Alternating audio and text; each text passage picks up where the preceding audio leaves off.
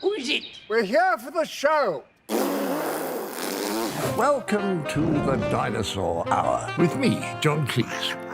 I was married to a therapist. And you survived? I thought we were getting Hugh Laurie, second best. You interviewed Saddam Hussein. What's that like? I was terrified. I'm playing strip poker with you three. No, thank you. My CDs need to be put in alphabetical order. Are you going to be problematic again? The Dinosaur Hour. Sundays on GB News. Good afternoon, Britain. Good afternoon, Britain. Join us, Tom and Emily, To find out what's happening in the heart of Westminster. and why it matters to you. Weekdays from midday, we bring you the most compelling stories from across the United Kingdom. And from your doorstep to our inbox, That's right, we want to hear from you, GB News. Britain's news channel. I think the most exciting bit for me is talking to people. People who I think are ignored often by the major news channels. We're going to give news they want to hear. There's a voice there that needs to be heard. I think there's a chance here for a diversity of opinion to be expressed, which you don't find elsewhere. It's really exciting. We don't hold back. We're free to say how decisions that are taken here affects us all around the country. Only on GB News, the People's Channel, Britain's news channel. Join us every night on GB News at 11 p.m. for Headliners, which is 3 top comedians going through the next day's news stories, which is exactly what you need, because when the establishment has gone crazy, you need some craziness to make sense of it. Headliners. You don't have to bother reading the newspaper. We've got it covered for you. Every night at 11 p.m. and repeated every morning at 5 a.m. We won't send you to sleep like some of the other paper review shows out there. So join us 11 p.m. every night on GB News. The People's Channel, Britain's news channel. Tired of the usual focus-tested, pre-prepared Westminster runaround? Well, so am I. So you want higher taxes? Is your department to blame for this? Are you rethinking this policy? Every Sunday at 9:30, I'll be sitting down with those in power to get the truth about the issues affecting you. Let's be honest, we've known about the cost pressures of this project for years, not months. That's the Camilla Tominey Show, a politics show with personality. On GB News, the People's Channel, Britain's news channel. There's only 3 people you can trust in life: your doctor, your lawyer, and your nana. I'm not sure. So join me, Nana Aquare, at 3 p.m. every Saturday and Sunday, where we discuss the biggest topics of the weekend. Be ready for battle. Could you be quiet? What is this? It's my new teeth. It's your new teeth. I don't bite. Well, not without a good reason. Always honest, always fun. Every weekend at 3 p.m. on GB News, the People's Channel, Britain's news channel.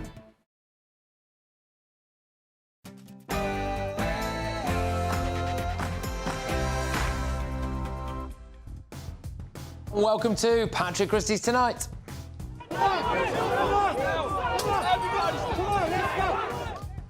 Well, the police do battle with Irish citizens sick of the mass migration madness. After children were stabbed, why are politicians more outraged about the reaction than the crime?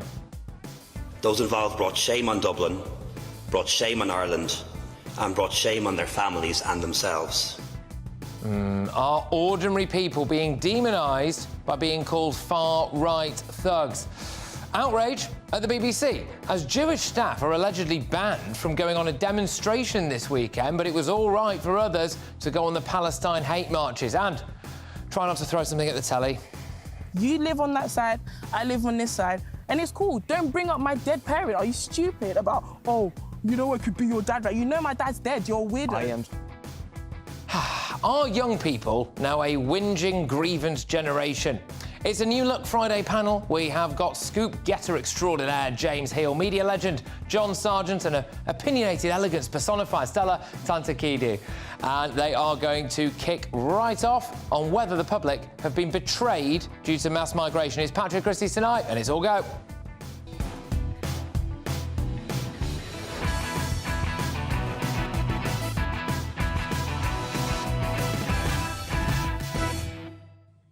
Politicians and establishment media label you and slag you off.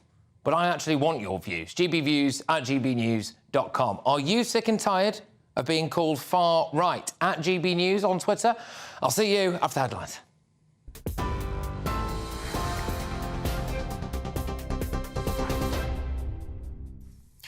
Good evening. Your top stories from the GB newsroom. 13 Israeli hostages released by Hamas are back in Israel. That's according to the Israel Defense Forces. The Israeli military says it's preparing for the next stage of the Gaza operation. These pictures show the hostages being transferred in Red Cross cars via the Rafah crossing. More aid is being allowed into Gaza, which is expected to continue over the coming days. There was also a further group of Thai hostages released by Hamas following separate mediation efforts by Egypt and Qatar. Those released today include 13 Israelis, some of whom are dual nationals, 10 Thai citizens and a Filipino national. A group of Israeli hostages arrived to the Hatzerim air base this evening. They're being taken to hospitals. Qatar's foreign ministry says 39 Palestinian women and children have also been released from Israeli prisons as part of the deal. A temporary pause in fighting came into force this morning, which is expected to last for 4 days.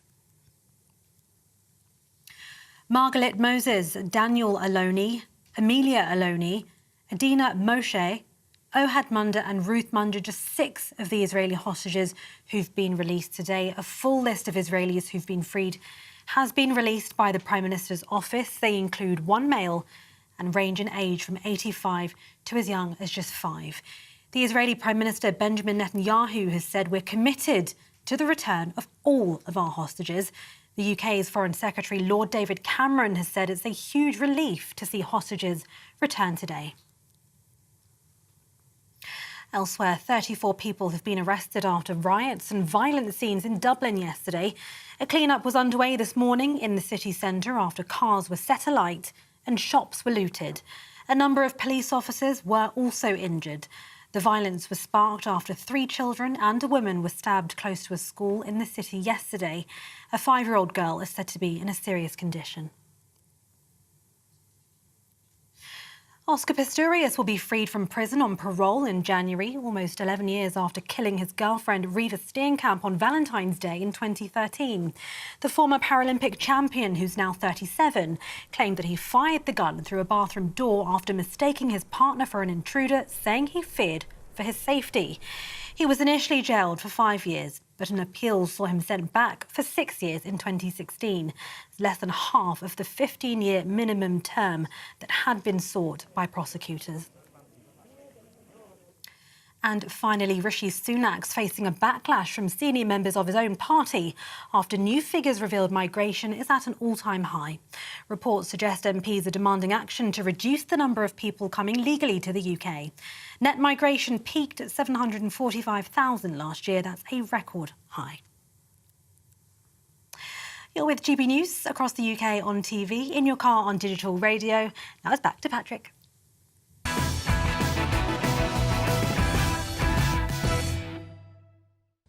Let me be very clear. The thing that brings real shame on Western Europe is politicians letting mentally deranged violent thugs from other countries wander in and commit violent crimes, not how ordinary members of the public respond to those crimes. But I am going to say this now and get it out of the way, and I also want to be equally clear on this. I do not condone the torching of a migrant hotel or general looting, and I certainly do not condone genuine racism. Now, there didn't seem to be too much media outrage when there were those mostly peaceful protests after George Floyd's death, and there has been a near-total mainstream media blackout of the reality of the utter hate on display at some of the pro-Palestine marches. But yesterday in Ireland, a man believed, widely reported, to be an Algerian allegedly stabbed multiple people, including children. After years and years of being ignored over their fears about mass migration and illegal immigration, the people of Dublin said enough is enough, and they took to the streets. Now, clearly, there was some incredibly unsavoury behaviour there.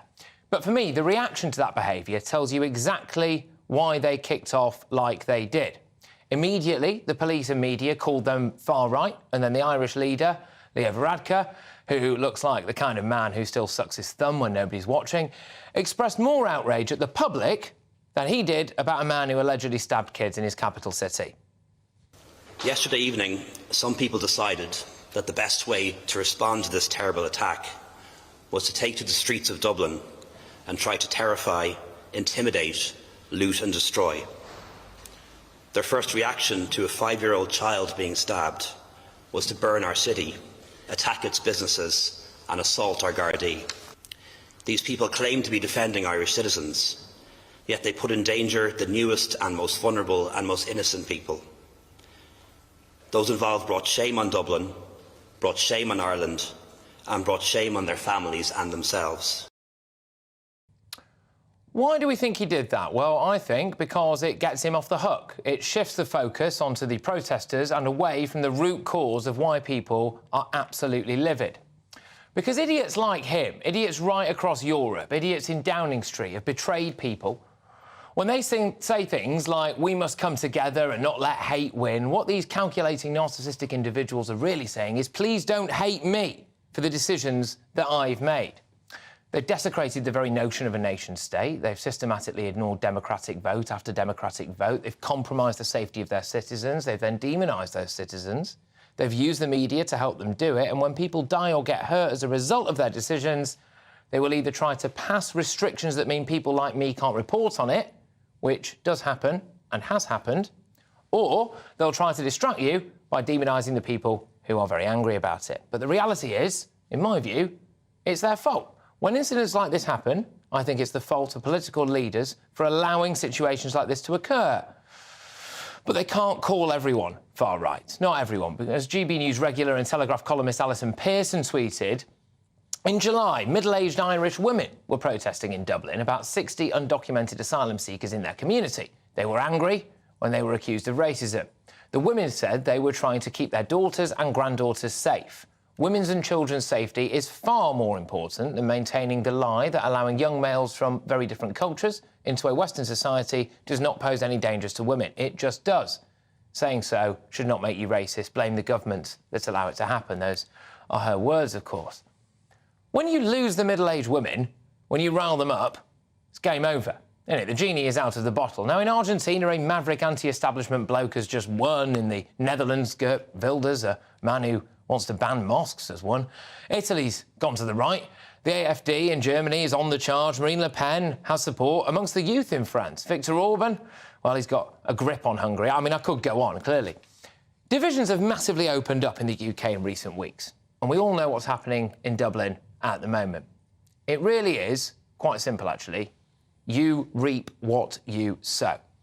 But I'm going to be returning for a big clash on this in about 20 minutes' time. Well, a bit less than that, actually. I'm going to be asking whether or not it's right to call people far right for going out expressing their views, or if, as people do think, people have gone too far and there is a massive undercurrent of that there. Let me know what you think. gbviews@gbnews.com. But we also couldn't ignore the other big story, which is about the net migration figures and immigration in general. So let's get the thoughts of my panel. I'm joined tonight by former Labour Party advisor Stella Tsansakidou, political correspondent at The Spectator James Heal, and the BBC's former chief political correspondent John Sargent. Strong views right across the board here. Look, James, I'll start with you. Have Brits been betrayed when it comes to immigration, do you think? I think there has certainly been a breach of trust, and this is something that dates back 30 years. For the last 30 years, every successful party in the country who's won an election has promised in their manifesto to reduce migration, and it's gone up for 30 years. And so I think that, frankly, there is a need to be talking about hard truths right now and trade-offs, and that's something that hasn't happened. I was surprised to see today Boris Johnson writing in his column that the salary cap for a high-skilled migrant should go up to £40,000. He was, of course, when he was in office, reduced it from 30,000 to 26,000. So I think that there's often used to be said that politicians were Eurosceptic in opposition and then Europhile in office. And I think the same is true of migration as well. OK, Stella, I'll come to you on this now. Do you think that after Brits have voted and voted and voted for things to do with reducing net migration, and the numbers just seem to rise, I'm waiting for the latest ones to be revised up, actually, that we have been betrayed? Yeah, they have been betrayed, frankly, they have, because the politicians that they have voted for, time and time again, they have told that it is our top priority to decrease immigration, and that they go around and they don't do that. And the reason they don't do that, of course, is because they're not being honest with the public. The UK government cannot reduce immigration because they need immigrants to fill the understaffed sectors that the British economy depends on. In the budget last year, in March, Jeremy Hunt revised the visa requirements, and he added 5 new types of construction workers that are allowed to come in and work in the UK. These are, again, not highly specialised workers, as a lot of people would say. And they are not being honest to the public about the fact that they simply cannot afford to not have immigrations coming over, especially when we're seeing fertility rates being so low in countries like This is the thing. You cannot, in my view anyway, stand at the dispatch box and dish out an autumn statement that is all about growth, OK, and then simultaneously be honest and go, right, we're going to massively try to reduce net migration, because they haven't figured that out yet. They haven't figured out the way to get us growth and also reduce migration. John, I'll go to you on this. Look, you think betrayed is a bit too strong, do you? Well, no, I'm always careful about, you're casual about talking about dismissing people for saying hatred is a problem. You're dismissing people for saying, betrayal is one of those words. These are very sensitive issues. And for people involved, often they want to do two things. They want to say, I personally am not against immigrants, but I wish we could have a fair and sensible system of immigration. Now, those are the people who I think are in the centre of British politics. And I suppose people like me are anxious to protect those people and not then think, oh, no, they should live up to their points. All the points you're making, they sound simple and straightforward, but they're not. In reality, you've got to confront a very complicated situation. Stella is quite right. In many areas, the British economy desperately needs immigrants. There was one figure, I don't know, there are lots of figures you can give, but one figure I thought was interesting from the Health Secretary, who said, look, at the moment, they've got vacancies of 100,000 vacancies in the health service. Well, now, you don't say, oh, I know what we'll do. Let's stop immigration entirely. Let's make it quite clear today what we're going to do. Because these are very complicated issues. And one thing leads to another. And the idea that you can just simply say, oh, no, stop all this. And your comments about Dublin, it's all very well saying, oh, he's an Algerian.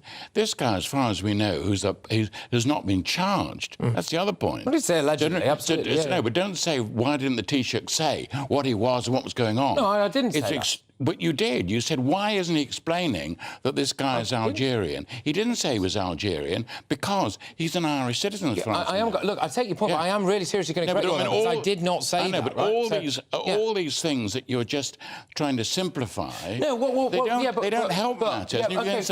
What you do is you increase the chances of hatred. I massively disagree, because, James, straight out the traps, people go on the streets and they go, the Sky News were at it. Far-right protest, far-right protest, far-right protest. You're demonising people for going out and saying, hang on a minute, we are very, very worried about situations. So it's all very well and good to say, maybe I'm being a bit simplistic, but I really do think people are being slated at the moment. Well, I think there's obviously a place for legitimate concerns. I mean, I'm not too familiar with what's been happening in the terms of the Dublin situation. I think, returning to that, to the question around migration, I do think with the Dutch election this week, it is a reminder of the potent force of anti-migration politics, and that is going to be a big factor in the elections coming up the following year. Obviously, you've got what's happening in Germany as well, and I think it's going to be very interesting when Mr Farage returns from the jungle to see what happens in terms of the right-wing party on as a threat to the Conservatives. Do you think that he's got big ambitions of actually being at the forefront of that, then? I think, yeah, I certainly do. I think I was speaking to him once a few months ago, and he said he had one last fight left in him. So I'd be interested to see... One last fight, eh? The man who broke two political parties, perhaps, like Joseph Chamberlain 100 years ago. Does that concern you? So, look, you're obviously from the left, OK, former Labour Party advisor. Does it concern you that this country's lack of ability to get a grip on migration, and I think the way people feel, which is lied to and demonised, I'm not going to back away from that, could actually lead to something that you maybe are even more opposed to? Someone like a Nigel Farage coming in and sweeping the board? Yes, you know what, Patrick? I will agree with you on that. Yes, I am worried. I am worried that politicians' inability and unwillingness sometimes to be very honest and clear about the root of a problem does lead to people wanting to vote for extremes. It leads to people feeling patronised and manipulated. I think the main problem with immigration in the UK is that you have a Conservative Party that for many, many years, for decades, has lumped all kinds of immigrants together in one group and hasn't wanted to differentiate. So you have legal immigrants, asylum seekers, refugees, illegal immigrants. They are all lumped up in one group and in one target, and you are convincing the public that this is the enemy, this is the reason behind all of your problems, this is the reason why you have cost of living crisis, this is the reason why you don't have a house to live in, this is the reason why your energy prices are going up, and you are trying to get them away from the problem. Is there some truth to the fact, though, John, that people might be quite within their rights to think, well, we do have a housing crisis. I am not better off per capita at the moment than I was before, and, you know, mass immigration has got something to do with that. Oh, sure, no. It's extremely damaging for the Conservative Party and for the Conservative government. They've been in power for 13 years. Why haven't they taken an approach which is more sensible and hasn't actually reduced immigration, which is what most people want? So I agree with all that. But the mistake is to imagine, when you're talking about the election and the way elections work in this country, they must always depend upon winning the centre ground. Now, people may be cross about this because they like to, oh, well, I'll sort all this out. The idea that you could just go into an election with one policy about immigration, and and you would then become Prime Minister, and there would then be members of the Cabinet, that is very, very unlikely. Well, it's really interesting that you say that, because later on in the show, we're going to be having some fascinating stuff going across Europe, Argentina as well, to be fair, but across Europe, you look at the likes of Geert Wilders, etc., which I don't want to label him as just a single-issue politician, but, I mean, a heck of a lot of his focus is on Islam, right? And so you could argue that maybe he is a single-issue politician in that sense. Has won over there. Could something like that ever happen here? They have PR. Exactly. Different system. Exactly. Different system. And this is the thing. But are we, oh, here we go, ever going to end up with PR? Anyway, we'll park that for now. This is Patrick Christys tonight on GBNews. Coming up this hour, Sun columnist Ali Ross says that I'm a Celeb star Nella Rose is a member of the grievance generation. So are young people offended far too easily?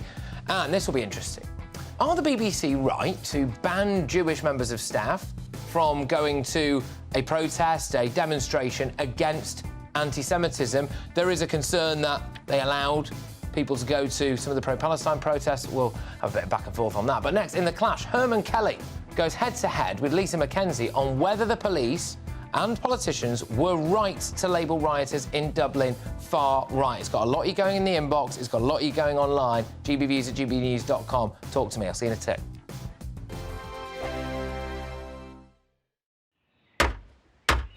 Who is it? We're here for the show.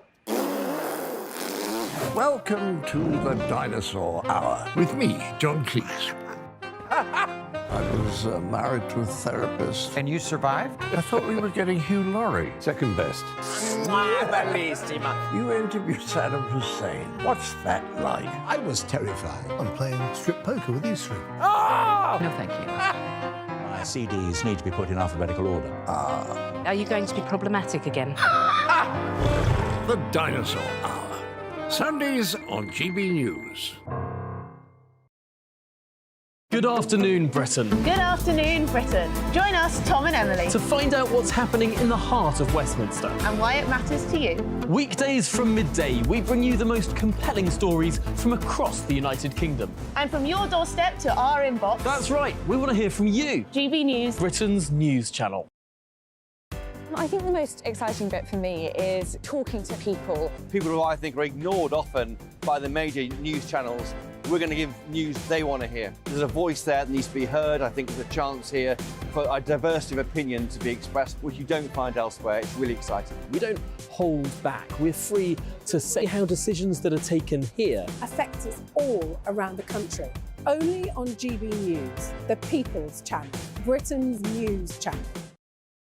I'm Michelle Dewberry, and I'm not here to tell you what to think. I'd much rather hear what you have to say. So send in your opinions to gbviews@gbnews.com. Keep them clean, and you never know, I might read them out.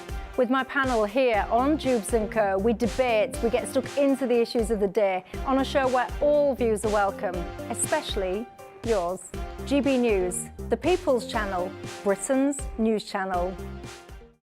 In the GB Newsroom, we bring you the news as it happens. With our team of dedicated journalists across the UK, we're ready to give you accurate reporting every day. When the news breaks, we'll be there with bulletins on GB News, the People's Channel, Britain's news channel. Your weekend starts here with Friday Night Live with me, Mark Dolan, 8 till 9 on GB News. Big stories, big guests and big laughs as we get you ready for a cracking weekend. That's Friday Night Live with Mark Dolan. Fridays 8 till 9 on GB News. Bring your own drinks. The admission's free. GB News, unlike other broadcasters, isn't obsessed with the London-Westminster bubble. We think there's a nation beyond the M25, and that's why we talk about the issues that matter across the land. Join me on State of the Nation, 8 to 9 o'clock, Monday to Thursday, on GB News. Daisy's listening, and you should too. Tired of the usual focus-tested, pre-prepared Westminster runaround? Well, so am I. So you want higher taxes? Is your department to blame for this? Are you rethinking this policy? Every Sunday at 9:30, I'll be sitting down with those in power to get the truth about the issues affecting you. Let's be honest, we've known about the cost pressures of this project for years, not months. That's the Camilla Tominey Show, a politics show with personality. On GB News, the People's Channel, Britain's news channel.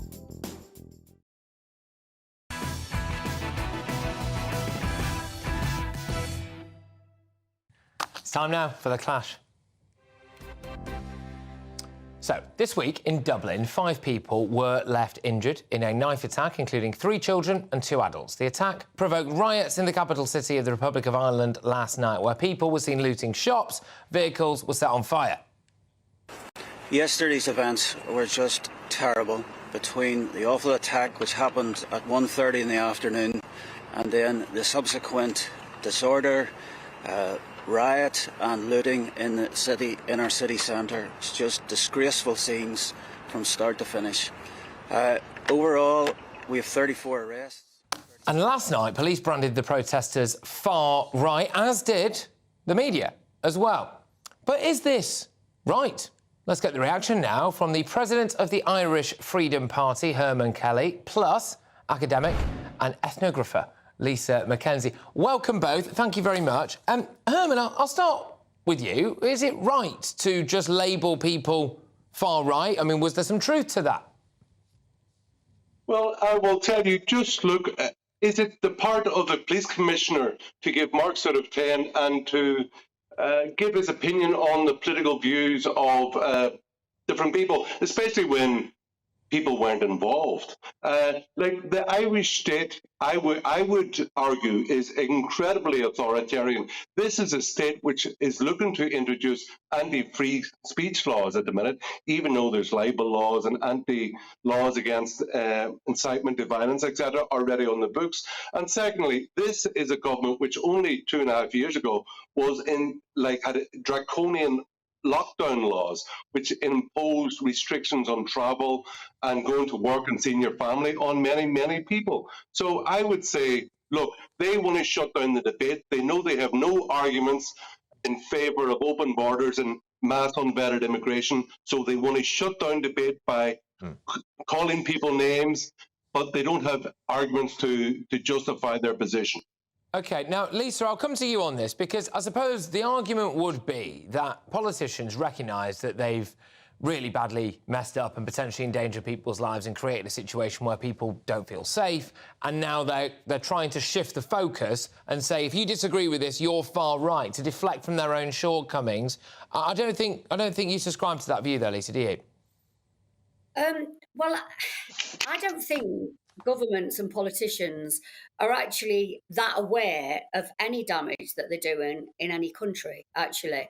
I think what is happening is we've got neoliberalism that is perhaps coming to an end. And we have definitely got, because of the lack of class politics that perhaps we used to have in our politicians, is gone. What we have got now is we've got identity politics, and we definitely have the far right organising all over Europe. That is a fact. The far right are organising all over Europe, and what they are doing is they are organising around working class issues, particular things like housing and homelessness.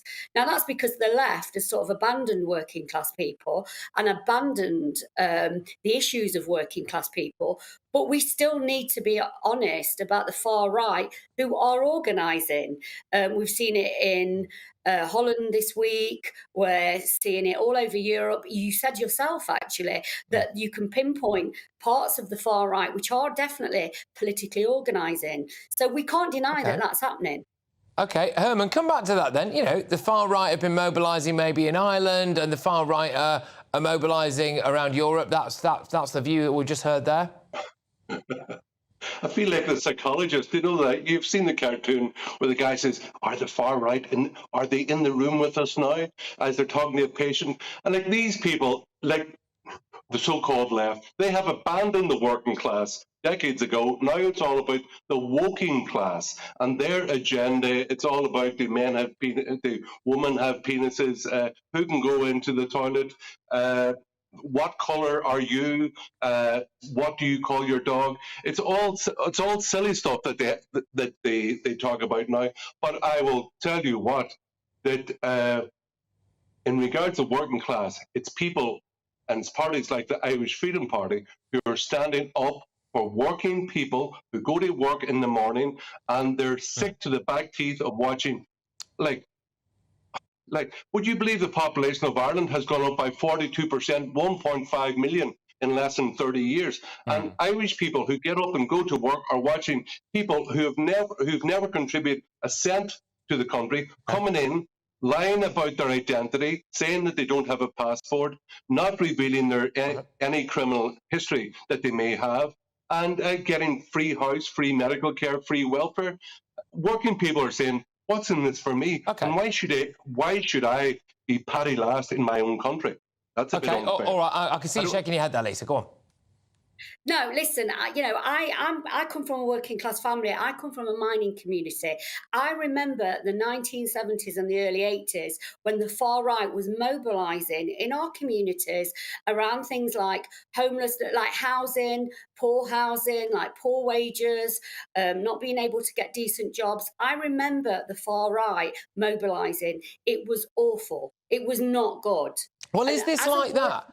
So I'll stick with you, Lisa. You know, that's important then. So you remember, you know, what the far right as it was known then. I mean, is this like that then? Because if it isn't, then, you know, go on. Listen, I remember the National Front. I've got a mixed race son. I remember being spat at in the street because my son was mixed race. And listen, I am working class. I don't want working class people to be hoodwinked by the far right who have no interest in working class issues. They have got interested in their own ideologies. I also say that the left are not any better either. So for me, this is about class politics, and I'm interested in what happens to working class people, and I don't want the far right hoodwinking them because they're the only game in town. The one thing I will we'll absolutely agree on that is a lot of this comes down to a fundamental lack of good leadership right across the board, right? And that is actually what's behind a heck of a lot of this. But Herman, you're itching. Go on. Let's get down to the nitty-gritty here. There's about 100 people maximum in Ireland who would be classed as far right, who like skinheads, who like Adolf Hitler and are obsessed by Jews. There's only about 100 people in the whole country who are like that. It's culturally very different from a lot of Europe, and that's why probably the whole thing about immigration is coming. We're kind of coming late to the game about the consequences. But I will tell you what, look, we have had all this discussion, not a cent about the cause of what happened last night, which is that 5 people were stabbed in the middle of the day in a street in Dublin by an Algerian, and I don't know, was he here for 2 days or 20 years? It doesn't matter. Herman, I'm going to just come in and just say, just important to say, yeah, I get the sentiment of what you're saying, and anyone who's got eyes in their head who has been on social media or who has been reading the media will quite possibly, that will not be the first time they've heard that, but it is important for me to do my job and say this individual, it's all alleged and he has not been charged with anything, right? So exactly. that's that. True. But the wider point there, Herman, the wider point, I think, is that people potentially in Ireland have felt as though they've not been listened to.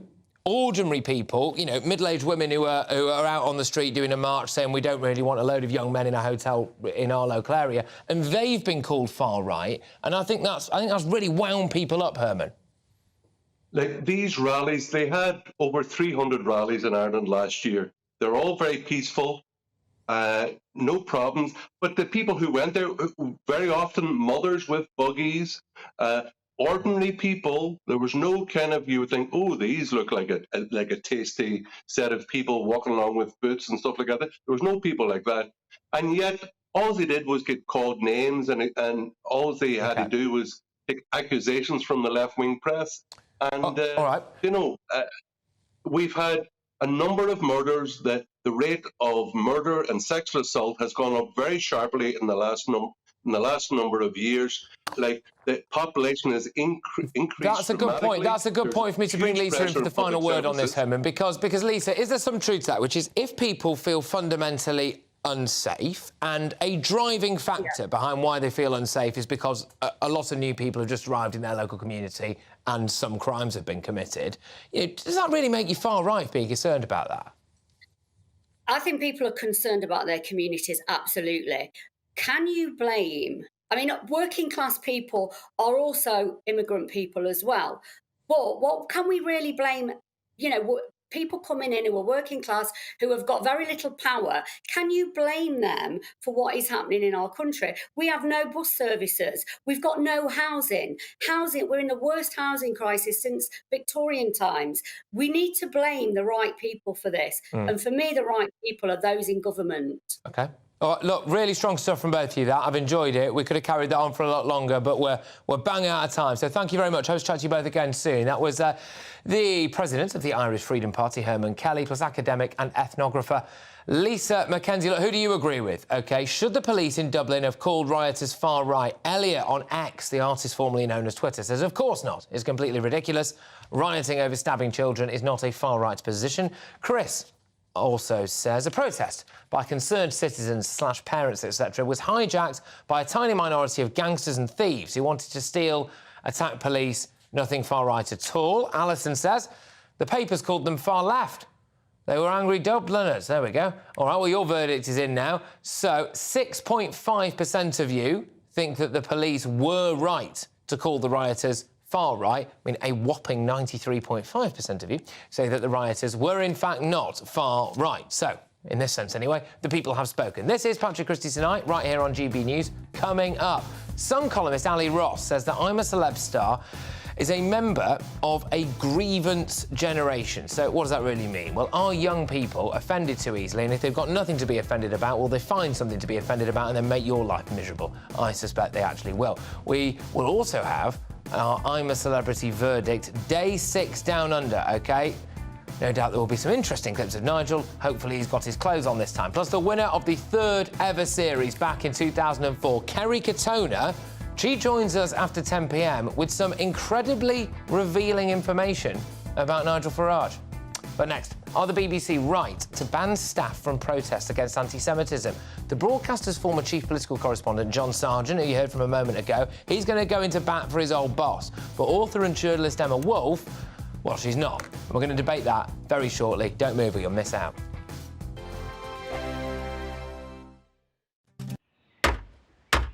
Who is it? We're here for the show. Welcome to the Dinosaur Hour with me, John Cleese. I was married to a therapist. And you survived? I thought we were getting Hugh Laurie. Second best. You interviewed Saddam Hussein. What's that like? I was terrified. I'm playing strip poker with these three. No, thank you. My CDs need to be put in alphabetical order. Are you going to be problematic again? The Dinosaur Hour. Sundays on GB News.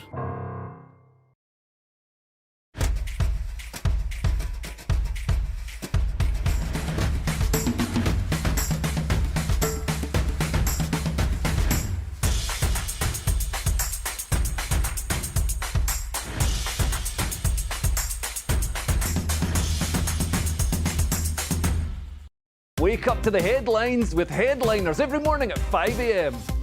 We treat you to the day's biggest stories before anyone else, 7 days a week. You can catch up on everything you need to know before you've even had your kippers. Headliners every morning at 5 a.m, only on GB News, the People's Channel, Britain's news channel. GB News, unlike other broadcasters, isn't obsessed with the London-Westminster bubble. We think there's a nation beyond the M25, and that's why we talk about the issues that matter across the land. Join me on State of the Nation, 8 to 9 o'clock, Monday to Thursday, on GB News. Daisy's listening, and you should too. I think the most exciting bit for me is talking to people. People who I think are ignored often by the major news channels. we're going to give news they want to hear. There's a voice there that needs to be heard. I think there's a chance here for a diversity of opinion to be expressed, which you don't find elsewhere. It's really exciting. We don't hold back. We're free to say how decisions that are taken here affect us all around the country. Only on GB News, the People's Channel, Britain's news channel. There's only 3 people you can trust in life. Your doctor, your lawyer, and your nana. I'm not sure. So join me, Nana Aquare, at 3 p.m. every Saturday and Sunday, where we discuss the biggest topics of the weekend. Be ready for battle. Could you be quiet? What is this? It's my new teeth. It's your new teeth. I don't bite. Well, not without a good reason. Always honest, always fun. Every weekend at 3 p.m. on GB News, the People's Channel, Britain's news channel. Your weekend starts here with Friday Night Live with me, Mark Dolan, 8 till 9 on GB News. Big stories, big guests and big laughs as we get you ready for a cracking weekend. That's Friday Night Live with Mark Dolan, Fridays 8 till 9 on GB News. Bring your own drinks, the admission's free.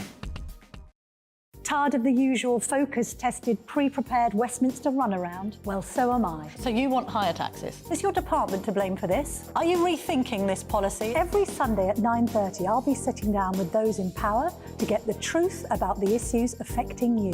Let's be honest, we've known about the cost pressures of this project for years, not months. That's the Camilla Tominey Show, a politics show with personality. On GB News, the People's Channel, Britain's news channel.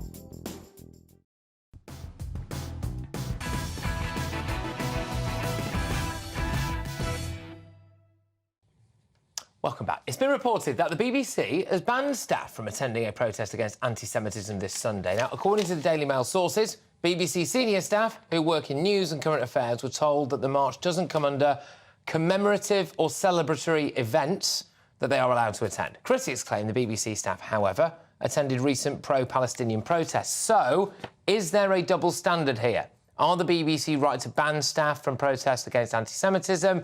With me now in the studio is former BBC chief political correspondent John Sargent and author and broadcaster Emma Wolfe. Emma, I'll start with you on this. The suspicion here, the allegation, I suppose, is that staff at the BBC went on the pro-Palestine marches and not a lot was done about that. But if you wanted to go on the campaign against anti-Semitism march, then you've basically been banned. How do you feel about that? You couldn't make this up. I mean, the BBC have mishandled the Israeli-Gaza situation from the beginning. Patrick, it's almost like they've employed someone to mishandle this. Do you remember the very start of it? A few days after that, we were discussing it, their refusal to call Hamas terrorists, which just seemed completely sort of outrageous to most people. To this, what is controversial about a march on Sunday? It's not even a march, it's a show from the British public to show the Jewish community that they're safe here, that we value them, that we want them, that they're part of our country. It's a show of you know, opposition to anti-Semitism. It's not a demo, it's not a rally. It will be peaceful. It won't kick off. The BBC had no problem with lots of their staff going on pro-Palestinian marches, whether or not you think they were hate-filled or not, whatever you think of those marches. What is controversial about Sunday's march? OK, John?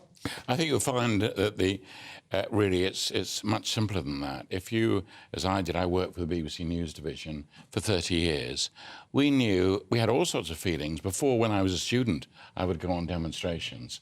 But the idea, as a member of the BBC News staff, I would go on controversial demonstrations of any kind, or marches, or any sort of obvious indication as to what my feelings were about all sorts of issues.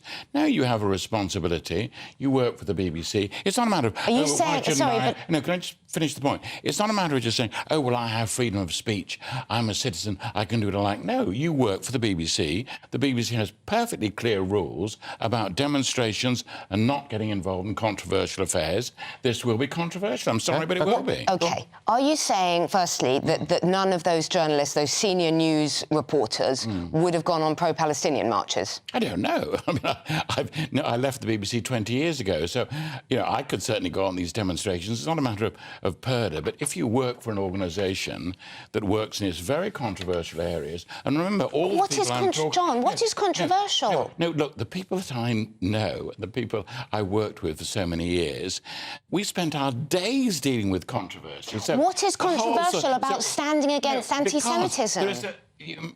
No, I don't want to be sort of sarcastic, but there's a very controversial series of incidents that's happening in the Middle East at the moment. The BBC is trying to report those fairly and truthfully. Now, you may say, oh, they're not, or why aren't they doing this, or why aren't they just shouting, this is a terrorist regime, or why aren't they making a judgment? The BBC is an international news organisation. It has half a billion listeners and viewers across the world. The BBC is not you and me or a government or a member of a political party or a writer or an author. No, the BBC is a news organisation trying to be... The BBC state that opposition to racism is a fundamental democratic principle. So in this case, opposition to anti-Semitism, if racism is wrong, then what is wrong with standing against anti-Semitism? There's nothing controversial. And why, John? No, but don't laugh. Why? You tell me, why is Gary Lineker, one of their star presenters... This is an important point, actually. Why is Gary Lineker, one of their star presenters, allowed to express his views on all of these issues? He endorsed a video which claimed that Israel are engaged in textbook genocide. If that's not controversial, tell me what is. Sure. Well, as far as I know, Gary Lineker doesn't work for the news division, which is where I work. The difference between me and him is quite considerable. I met him recently, and I said, I do hope when this row is over that you cannot claim victory. So my view on Gary Lineker is perfectly clear what he should be doing. He should not be involved in controversial activities. That's I don't have any doubt about that at all. As far as the members of the staff who are working night and day on news bulletins, some of them risking their lives to get the news back, don't tell me, A, that they don't realise that this is controversial, because of course it's controversial. All these issues at the moment are very high-level, controversial activities. You may think, oh, people just wander down the street shouting. That's not controversy, that's people expressing their view. You didn't say that at all. Well, you can say that about all sorts of things. If you work for the BBC staff, you have certain obvious obligations, that's all. Carry them out. OK, go on, Emma. No, the march on Sunday is not about that. It's not about the controversy. It's It's not about taking sides. I agree with you. It's an incredibly difficult, complex debate, and many of us feel very, very split. This is not a controversial... No, this march is not about taking sides.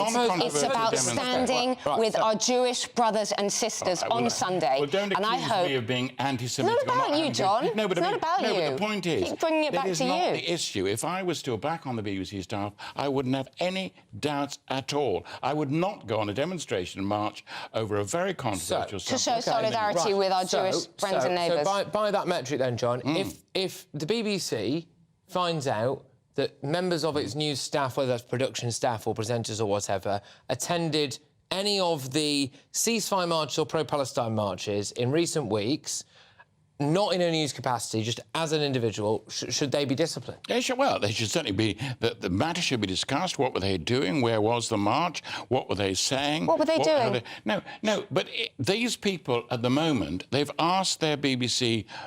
the bosses in the BBC, they've asked their permission. Well, the BBC bosses have then got to give their permission or explain what the position is. They've explained their position. If they're not just free people who wander around. If you work for the Bank of England, you don't go on marches about interest rates. You know, there are lots of... It's a bit more... I take your point, but it's a little bit more... How sad that you can't go on a march to show solidarity with our Jewish friends and neighbours. That's all it is. For 30 years, I obeyed these rules as strictly as I could to the honour and goodness of the BBC. All right, now, look, we are just going to branch this out slightly because it's not just the BBC who have been in hot water over all of this. There was this, now infamous clip of Kay Burley, but she initially got into hot water because it was with the Israeli government spokesperson, Elon Levy, who joined us last night and did not hold back. Flipping it, I don't know who's doing her PR, but this happened today.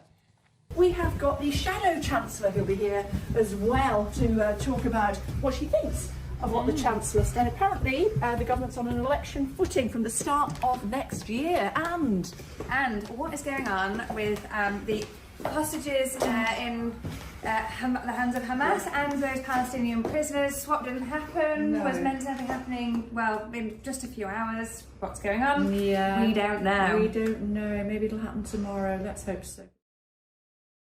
Look, I'll give a final word to you on this. How are many broadcasters getting this so spectacularly wrong, do you think?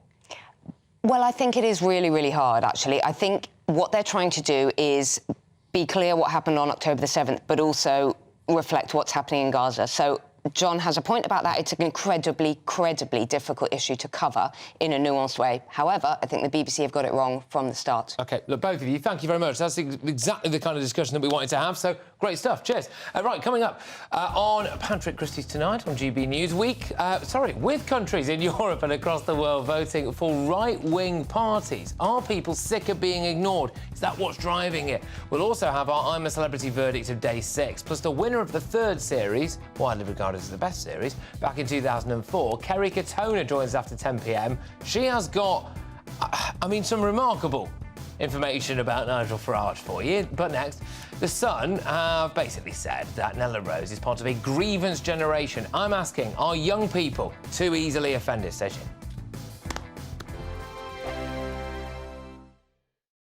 Your weekend starts here with Friday Night Live with me, Mark Dolan, 8 till 9 on GB News.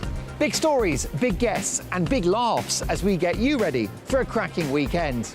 That's Friday Night Live with Mark Dolan, Fridays 8 till 9 on GB News. Bring your own drinks, the admission's free. Wake up to the headlines with headliners every morning at 5 a.m. We treat you to the day's biggest stories before anyone else, 7 days a week. You can catch up on everything you need to know before you've even had your kippers.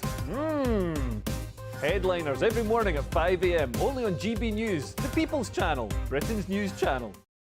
In the GB Newsroom, we bring you the news as it happens. With our team of dedicated journalists across the UK, we're ready to give you accurate reporting every day. When the news breaks, we'll be there with bulletins on GB News, the People's Channel, Britain's news channel. I think the most exciting bit for me is talking to people. People who I think are ignored often by the major news channels. We're going to give news they want to hear. There's a voice there that needs to be heard. I think there's a chance here for a diversity of opinion to be expressed, which you don't find elsewhere. It's really exciting. We don't hold back. We're free to say how decisions that are taken here affect us all around the country. Only on GB News, the People's Channel, Britain's news channel. Good afternoon, Britain. Good afternoon, Britain. Join us, Tom and Emily, To find out what's happening in the heart of Westminster. and why it matters to you. Weekdays from midday, we bring you the most compelling stories from across the United Kingdom. And from your doorstep to our inbox. That's right, we want to hear from you. GB News, Britain's news channel. GB News, unlike other broadcasters, isn't obsessed with the London-Westminster bubble. We think there's a nation beyond the M25, and that's why we talk about the issues that matter across the land. Join me on State of the Nation, 8 to 9 o'clock, Monday to Thursday, on GB News. Daisy's listening, and you should too. I'm Andrew Doyle. Join me at 7 o'clock every Sunday night for Free Speech Nation, the show where I tackle the week's biggest stories in politics and current affairs with the help of my 2 comedian panellists and a variety of special guests. Free Speech Nation, Sunday nights from 7 on GB News, the People's Channel, Britain's news channel. Tired of the usual focus-tested, pre-prepared Westminster runaround? Well, so am I. So you want higher taxes? Is your department to blame for this? Are you rethinking this policy? Every Sunday at 9:30, I'll be sitting down with those in power to get the truth about the issues affecting you. Let's be honest, we've known about the cost pressures of this project for years, not months. That's the Camilla Tominey Show, a politics show with personality. On GB News, the People's Channel, Britain's news channel.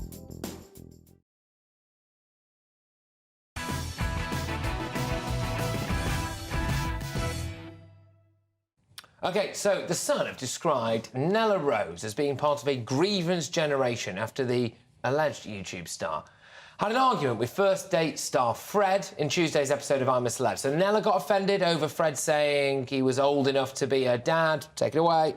You live on that side, I live on this side, and it's cool. Don't bring up my dead parent. Are you stupid about, oh, you know what could be your dad, right? You know my dad's dead. You're a weirdo. I am You're a weirdo. sorry you took it. Okay, I'm cool, so sorry. thank you. Can I just say?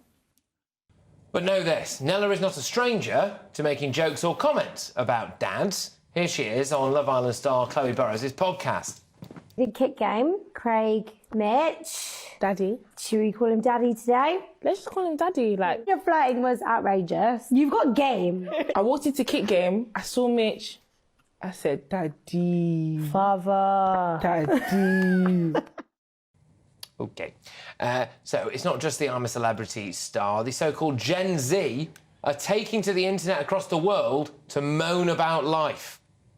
The egg was not on the salmon. So can I please get a new one? I don't want to eat this. He needs a new one. Leave already. Why are you even here? Why are you even here? I can't make this up. And I don't get home till like 6:15 earliest, and then like I don't have time to do anything. I want to shower, eat my dinner, and go to sleep. I don't have time or energy to cook my dinner either.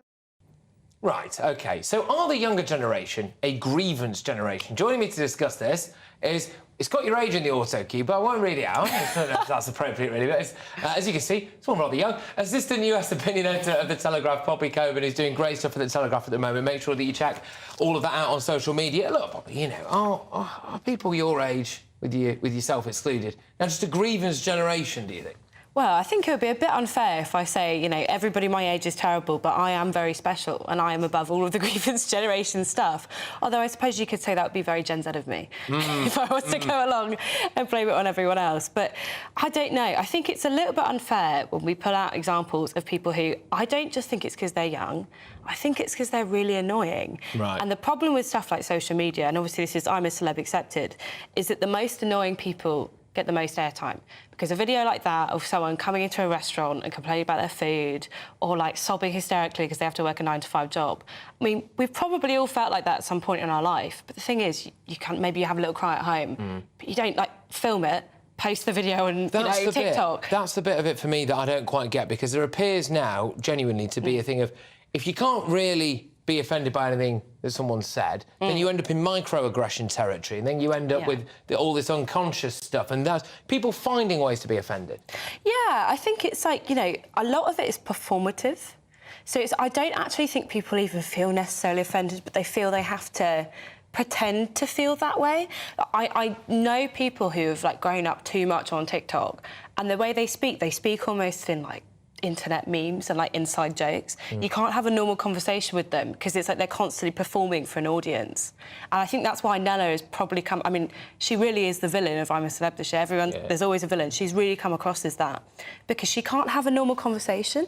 Like, all of her reactions seem really, like, staged and fake, and she reacts so violently to really normal questions, like a joke about I'm old enough to be your dad, as she freaks out. But when she's in the right environment, as we've just saw, well, she doesn't really care. No. But it's like she feels she has to do a performance for everyone. I think that's over-socialisation. You spend too much time on TikTok, you freak out, it goes viral. It's a toxic cycle. I just wonder as well, though, if there's that mass sense of offence, but also very extreme reactions to that I think that people on a slightly older generation just aren't really like that. I think there's more intolerance with younger people. There is. I think it's also there's no conception of having a stiff upper lip anymore. Because, again, that's just not rewarded by, like, youth culture. You know, you have to be a bit hysterical. That's what people respond to. So, yeah, there is intolerance because there is a certain degree of fragility because you don't have that part of your brain that goes, OK, someone says something a bit unpleasant, but I'm going to laugh it off and we're not going to make the situation a big deal. But for them, it's like... it goes to 10, so everything's like in a really extreme reaction. It's like someone makes a joke, and I'm always on edge. I'm always expecting someone to attack me, and I think that was really what Nella was doing. She was waiting to be offended. She was waiting for someone to go after her. And sorry, it's really egotistical. You know, I know sometimes on these programmes you may not be your best self. You're being filmed 24/7, but it very much came across to me as someone that has a very fragile ego, very, very entitled, probably hasn't seen much of the world. And probably thinks that they are, like, quite an important person, and frankly, they're not. Yeah, look, I think you're absolutely right that I appreciate the irony here with me currently being on a camera and me doing this for a living. I would not necessarily like a camera following me around 24/7, and as some of my producers will often tell you, sometimes the mask slips, all right? Better make sure we get this bit right. But anyway, so sometimes the mask does slip, but...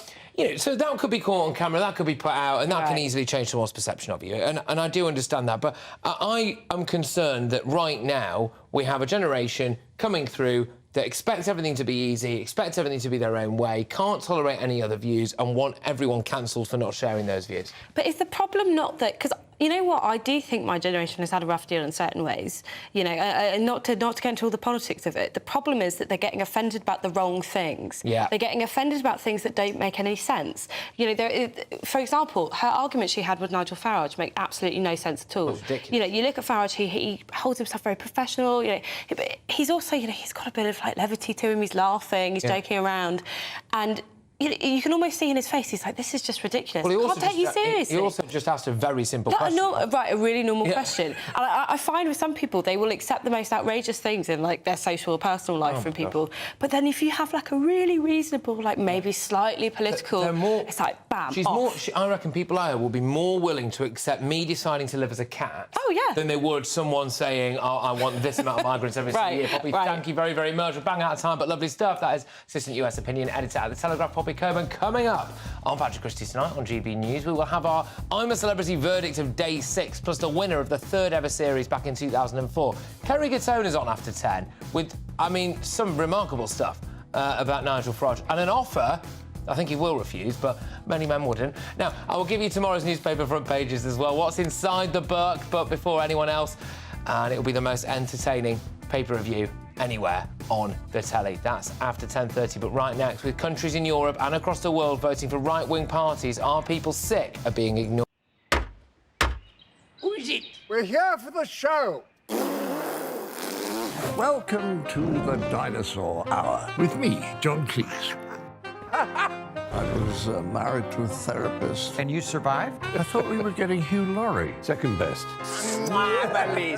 You interviewed Saddam Hussein. What's that like? I was terrified. I'm playing strip poker with these three. Oh! No, thank you. My CDs need to be put in alphabetical order. Are you going to be problematic again? The Dinosaur Hour. Sundays on GB News. Tired of the usual focus-tested, pre-prepared Westminster runaround? Well, so am I. So you want higher taxes? Is your department to blame for this? Are you rethinking this policy? Every Sunday at 9:30, I'll be sitting down with those in power to get the truth about the issues affecting you. Let's be honest, we've known about the cost pressures of this project for years, not months. That's the Camilla Tominey Show, a politics show with personality. On GB News, the People's Channel, Britain's news channel. I think the most exciting bit for me is talking to people. People who I think are ignored often by the major news channels. We're going to give news they want to hear. There's a voice there that needs to be heard. I think there's a chance here for a diversity of opinion to be expressed, which you don't find elsewhere. It's really exciting. We don't hold back. We're free to say how decisions that are taken here affect us all around the country. Only on GB News, the People's Channel, Britain's news channel.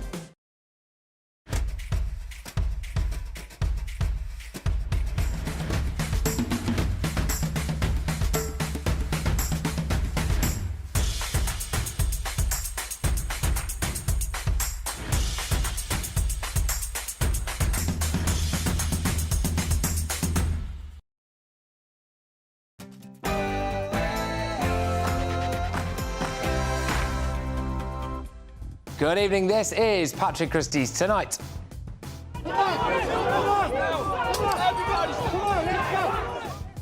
It's kicked off big time in Dublin this week. Are our politicians now reaping what they've sowed after years of ignoring the public on immigration, both legal and illegal? I will also take you down under with our intrepid reporter, Ben Leo. There he is, look at him. He's like a catalogue model, isn't he? Anyway, we'll have the latest from the jungle. See you in a tick, Ben. And you will not want to miss this. Go on. The last time I was with Nigel, I actually had to do a discount on my OnlyFans, but after watching I'm a Celebrity, I think he might be end up starting his own account. Yeah, there's a lot more of that, by the way. 2004's I'm a Celeb winner Kerry Katona reveals all in more ways than one in an exclusive chat with me. That's coming up shortly. I will give you tomorrow's newspaper front pages and what's inside the book as well before anyone else on the media. And it's the most entertaining paper review around as well. Ready to get busy on the sofa, though, are the Spectator's star man, James Heal, broadcasting royalty, John Sargent, and political insider, Stella Satsikidou. This is Patrick Christys Tonight, and it's live.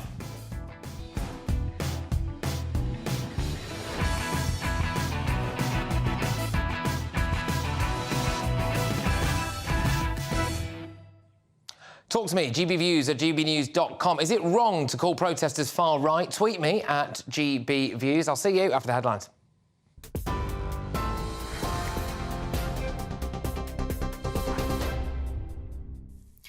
Patrick, thank you and good evening. Your top story from the GB newsroom. Several Israeli hostages travelling by helicopter are said to have landed at the Schneider Children's Medical Centre in Israel.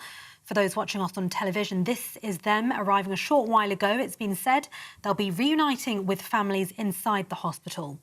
Well, 13 Israeli hostages were released by Hamas today. The Israeli military saying it's preparing for the next stage of the Gaza operation. These pictures now show the hostages being transferred in Red Cross cars via the Rafah crossing. More aid is being allowed into Gaza, which is expected to continue over the coming days. There was also a further group of Thai hostages released by Hamas following separate mediation efforts by Egypt and Qatar. Those released today include 13 Israelis, some of whom are dual nationals, 10 Thai citizens and a Filipino national. Qatar's foreign ministry says 39 Palestinian women and children have also been released from Israeli prisons as part of the deal. A temporary pause in fighting came into force this morning, which is expected to last for 4 days. Margaret Moses, Daniel Aloni, Emilia Aloni, Adina Moshe, Ohad Munda and Ruth Munda, just 6 of the Israeli hostages who've been released today. A full list of Israelis who've been freed has been released by the Prime Minister's office. They include 1 male and range in age from 85 to as young as just 5. The Israeli Prime Minister Benjamin Netanyahu has said we're committed to the return of all of our hostages. The UK's Foreign Secretary Lord David Cameron also saying it's a huge relief to see hostages return today. We'll bring you more on this as we get it. In other news, there's been more disruption on the streets of Dublin this evening following the riots and violent scenes yesterday that saw 34 people arrested. A smaller number of people this evening attempted to create unrest for a second night in a row. More arrests have been made. A clean-up was underway this morning in the city centre after cars were set alight and shops were looted. A number of police officers were also injured. The violence was sparked after 3 children and a woman were stabbed close to a school in the city yesterday. A 5-year-old girl is said to still be in a serious condition. Rishi Sunak's facing a backlash from senior members of his own party after new figures revealed migration is at an all-time high. Reports suggest MPs are demanding action to reduce the number of people coming legally to the UK. Net migration peaked at 745,000 last year, a record high. Finally, the UK could be in for freezing conditions as temperatures as low as -5 are expected. The Met Office says the cold spell could also see snowfall next week. Those freezing temperatures that could possibly reach -7, expected across northwestern England and in the south, and -4 in rural areas of Wales tomorrow morning. This is GB News across the UK on TV, in your car on digital radio and on your smart speaker by saying play GB News. Now back to Patrick.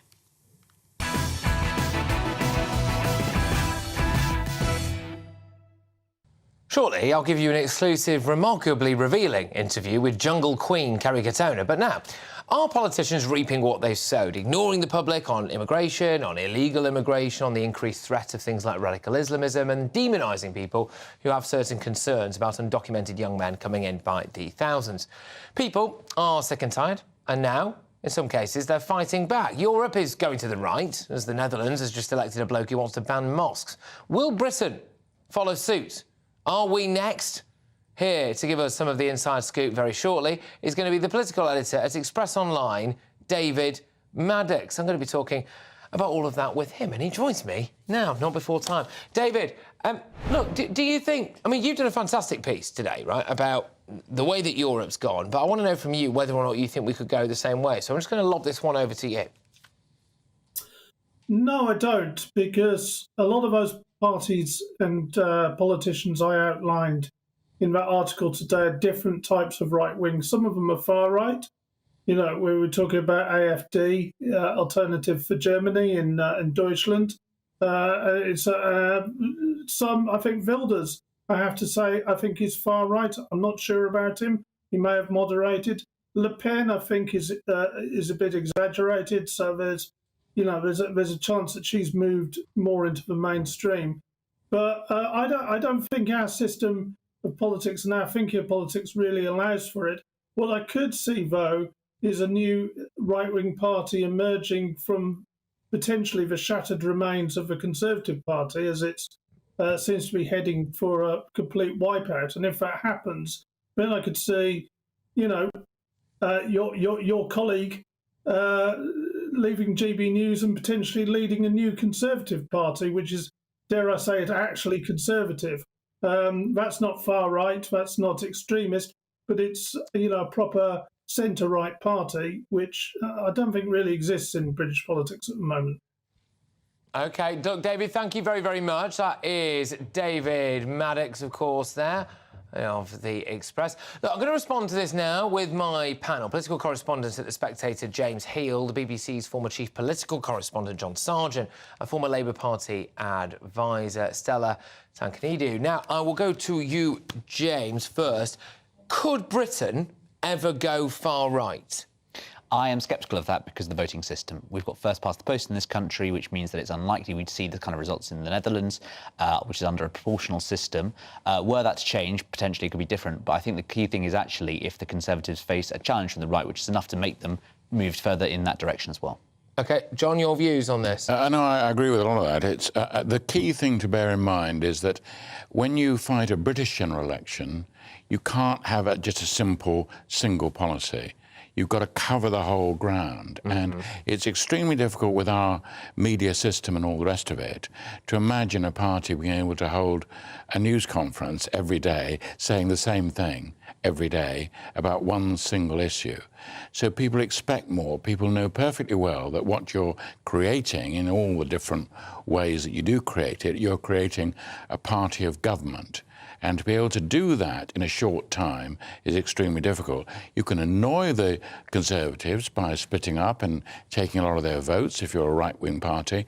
You can do all sorts of other things. But the idea that you establish a new government of the right or the far right, very unlikely. Stella, that maybe is a reason why people should stop worrying so much about this idea that, oh, my gosh, far right's on the march in Britain. I mean, it would be very, very difficult for anyone who's seriously got genuine far-right views to get anywhere near power. So I do agree with the point that John made, which is that when you have a single-issue politician and then they have to go on the media every day, day after day, people eventually realise that there aren't that many policies behind that. Yeah. But I have to look at the US, I have to look at Donald Trump, and I have to look at all of these people, all of the media establishment, suggesting that he will never become prime minister. There is the president of the United States, I'm sorry. Yeah. There is no universe where that could happen. And here we are, he may become the president once again. And I do not know why Liberals in the UK are that confident that this could never happen here. Well, I think we have a great tradition in this country. P.G. Wodehouse wrote in the 1930s that he compared Mosley to Spodrick, and I think basically we have a tradition of laughing at fascists rather than voting for them. We don't in this country take those things too seriously. I think we're a country of tolerance, and you can take it out over centuries. You have a mature liberal democracy, and so I think mercifully we're going to be spared some of that because we have a parliamentary system, which meant that someone like Donald Trump is unlikely to ever get near the levers of power. I do not know that PG guy you just mentioned, but what I do know is that thanks to Boris Johnson and his very liberal immigration politics, the demographics in the UK are changing. And you also have very changing social media, which is where most of the people get a lot of the voters get their news from. So I wouldn't be that confident about a seismic change. But this is the lunacy that we live under. Because people were happy to call Boris Johnson far right. And at the same time, we see Boris Johnson's very liberal immigration policy. I mean, Boris is not far right, OK? Yeah, John, I wonder whether or not there's a certain irony here, which is that people have been called intolerant and intolerant and intolerant for so long that maybe that's now made them a bit intolerant. Well, I mean, you're right to say that one thing can reduce it to an extraordinarily different argument. You know, you start off being cross about this, but in fact you then a hard line about that. People are a mixture all the time. But the key point to bear in mind is that we do have this amazing tradition of tolerance. Yeah. And that it's very easy to say, oh, but the far right are ready to kill immigrants and do all sorts of things. But the mass of the British public are extremely, I think, not particularly racist. They're very interested in class. They're very interested in differences of money and generational. I think there's a sense of fair play as well. And the sense of fair play. But the idea that all that is just for nothing, and that we don't have these traditions and we can give that up in a short period. No, we don't. It's a very lots of people who are not interested in politics particularly, but if they're asked key questions, they come over as remarkably tolerant and saying, and what is your policy then? And what would you do about this? But not to be messed with as well. This is That's the how thing. we work. Not to be taken for a ride. And I think that's it. And I think people are now maybe kind of saying, look, enough's enough. Yeah, I think because you've got to remember, of course, what happened with the European issue in 2014, the European elections, UKIP came top of that, and that was a big pressure building up. And I think the debate is now shifted slightly from European political structures onto the question of migration and numbers, and Patrick. And so I do agree. And I think that when we're talking about this tradition, and I'm a huge supporter of that, I also think it does come with certain responsibilities, and one which politicians in Westminster certainly cannot be complacent about. OK. I think very, very shortly we are going to be whizzing over for the latest on I'm a Celebrity, Get Me Out of Here, because Nigel Farage's first week in the jungle has come to an end, hasn't it? And apparently Nigel's team were dominant in the trials tonight to win a breakfast of champions, supposedly. So we are going to cross live to Australia now, to Ben Lee. Oh, we're going to do that yeah, we're going to do that. We are. Oh, Ben, you're right there. I think it's early. It's early in the morning. It's early. Ben, are you all right?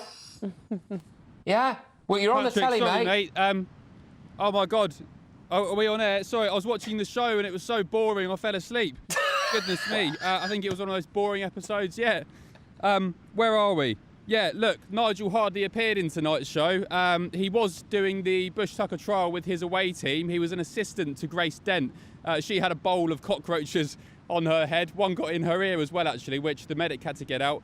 But Nigel's only role was running around with literally ants in his pants. So, yeah, this is the moment they got stuck into the trial. I'm hoping we're able to show that in just a second, are we? We've got a little bit of Nigel Farage with ants in his pants and a cockroach going in somebody's ear. Hopefully we've got this. Go on, there we go. What an experience. I mean, when I was a little boy, my grandparents and parents used to say to me that I had ants in my pants. Well, today, I learnt literally what that's like. And I've got to tell you, there are still some in there right now. Right, so Nigel's team won then, did they? Because I think he lost and covered in fish guts yesterday. Yeah, that's right. So because they lost the previous night's trial, they had to sleep on a hard floor. I don't know what that did for Nigel's dodgy back. They also had a really rubbish dinner of rice and beans. But because they won tonight, they got a nice dinner. I think it was camel anus, but at least it wasn't rice and beans. Elsewhere, I've been speaking to show insiders, actually, people who are working in around the show. They reckon that behind the scenes, it's such a friendly vibe that the campmates get on so well that it's making hard work for the show editors to put something exciting together. So I think we need someone like Tony Blair or Gina Miller to go in there, or we need another row about immigration or someone calling Nigel racist, because I think that definitely will get the interest sparked up. Interestingly, there's a really good column actually in the Daily Mail this morning, a couple of hours ago, from Janet Street Porter. Talking about Nigel's election. She said the Tories don't know what to do in order to win an election. Nigel Farage's enemies can moan all they like about the jungle, but he could hold the key now to who's in Downing Street by the end of next year. Expect more of naked Nigel on I'm a Celeb next week. The stakes couldn't be higher. Now, Nigel is a bigger favourite to become next Tory leader than Boris Johnson. But as I said, the show's been a bit boring, so for the meantime, keep tuning in to Patrick Christys tonight. riots. Hey, exactly, Ben. Absolutely stellar stuff, mate, as ever. Well done, and I'll just say to you one more time, please try to survive on the Gold Coast out there in a deck chair on the flipping beach. That's Ben Leo there, fan favourite. Right, now, it's a good job I've got such a highbrow panel of political gurus on tonight. James Heal. Thank you. Nigel's arse. Do you think he should keep getting it out? Well, it's not doing him any, problems, is it? It seems to be going rather well. I've heard talk of naked calendars and some such like that. So I'm sure it's not doing him any harm with the viewers. John, what do you think about this idea now that Nigel... So it's what I thought was interesting, though, is it's so friendly in the camp that they're really having to try to manufacture a little bit of hatred to put out and entertain the public, Oh, no, that's right. Nigel Farage is going to do very well, and what he wants is as few headlines as possible, except one at the end, Farage wins. OK. So does it bother you that Nigel Farage is coming across so well? Used to say to me that I had ants in my pants. Well, today I learned... No, it doesn't bother me. I think he's funny, but I think the celebrification of politicians needs to stop. That's what's bothering me. He's really lowering the bar for everyone else. Do you think it drags politics into the gutter? I do think it, and I say that, and I'm... That's where they do their best work, I think, in the gutter. All right, well, all of you, thank you very, very much. And, that was James Heal, John Sargent and Stella Sankidou as well. Coming up, I bring you the most entertaining and informative press preview in the country.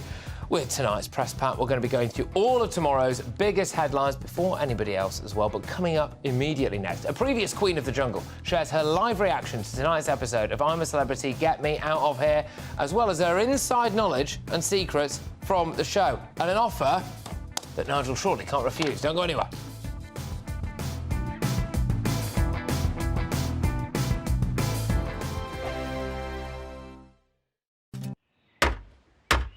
Who is it? We're here for the show. Welcome to the Dinosaur Hour with me, John Cleese. I was married to a therapist. And you survived? I thought we were getting Hugh Laurie. Second best. You interviewed Saddam Hussein. What's that like? I was terrified. I'm playing strip poker with these three. Oh! No, thank you. My CDs need to be put in alphabetical order. Are you going to be problematic again? The Dinosaur Hour. Sundays on GB News.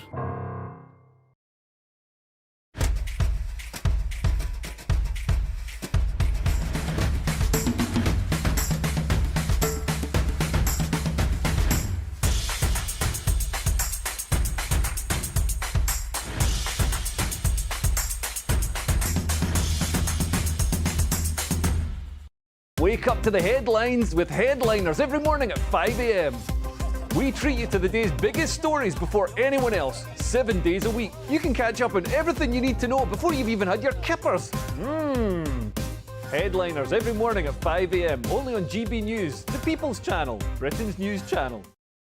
GB News, unlike other broadcasters, isn't obsessed with the London-Westminster bubble. We think there's a nation beyond the M25, and that's why we talk about the issues that matter across the land. Join me on State of the Nation, 8 to 9 o'clock, Monday to Thursday, on GB News. Daisy's listening, and you should too. I think the most exciting bit for me is talking to people. People who I think are ignored often by the major news channels. We're going to give news they want to hear. There's a voice there that needs to be heard. I think there's a chance here for a diversity of opinion to be expressed, which you don't find elsewhere. It's really exciting. We don't hold back. We're free to say how decisions that are taken here affect us all around the country. Only on GB News, the People's Channel, Britain's news channel. There's only 3 people you can trust in life. Your doctor, your lawyer, and your nana. I'm not sure. So join me, Nana Aquare, at 3 p.m. every Saturday and Sunday, where we discuss the biggest topics of the weekend. Be ready for battle. Could you be quiet? What is this? It's my new teeth. It's your new teeth. I don't bite. Well, not without a good reason. Always honest, always fun. Every weekend at 3 p.m. on GB News, the People's Channel, Britain's news channel. Your weekend starts here with Friday Night Live with me, Mark Dolan, 8 till 9 on GB News. Big stories, big guests and big laughs as we get you ready for a cracking weekend. That's Friday Night Live with Mark Dolan. Fridays 8 till 9 on GB News. Bring your own drinks. The admission's free. Tired of the usual focus-tested, pre-prepared Westminster runaround? Well, so am I. So you want higher taxes? Is your department to blame for this? Are you rethinking this policy? Every Sunday at 9:30, I'll be sitting down with those in power to get the truth about the issues affecting you. Let's be honest, we've known about the cost pressures of this project for years, not months. That's the Camilla Tominey Show, a politics show with personality. On GB News, the People's Channel, Britain's news channel.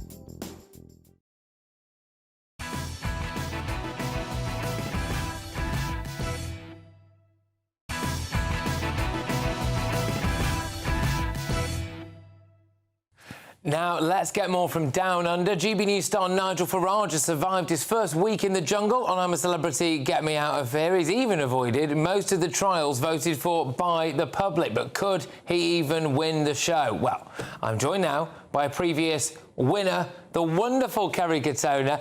Here she is, winning the 3rd series back in 2004. I thought I was going to get drunk every day. That's what I thought, because I didn't see all the last series, so I just thought, and if I get voted out, go on the piss with you two. That was remarkably 19 years ago, Kerry, and one of the most memorable shows in its history, I think. I'm being a little bit biased, but I think it was the best ever. Yeah, it was an amazing experience.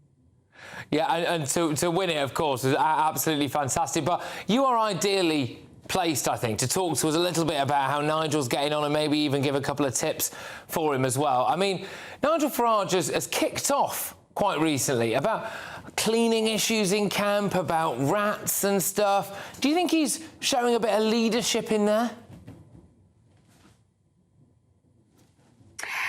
You know what? To be honest with you, I wouldn't say he's kicking off. I completely get where he's coming from, because there's nothing worse than being in the jungle anyway, with the bugs and the rats and all that kind of stuff. You don't want rats in the jungle anyway, so the cleaner the camp is, the better it is all round. As I say, a clean room is a clean mind. Yeah, exactly. It must be incredibly frustrating for him. But he's in there with quite a lot of young people, and I'm keen to get your take on it. This series so far has sparked a lot of questions about whether the younger generation, well, is screwed, frankly. Well, I think what it is with the younger generation, they have no patience whatsoever. They're very, very lazy. I know my kids are. You know, everything's at a touch of a button. They don't like watching adverts. They want to fast forward stuff. And I think that they've become so reliant on their parents or somebody else doing it. And I think if Nigel wasn't in there, or the older campmates, it'd be an absolute shit tip, if I'm honest. I know if I was in there, I'd be like, right, come on, you lot, get off your asses and clean up.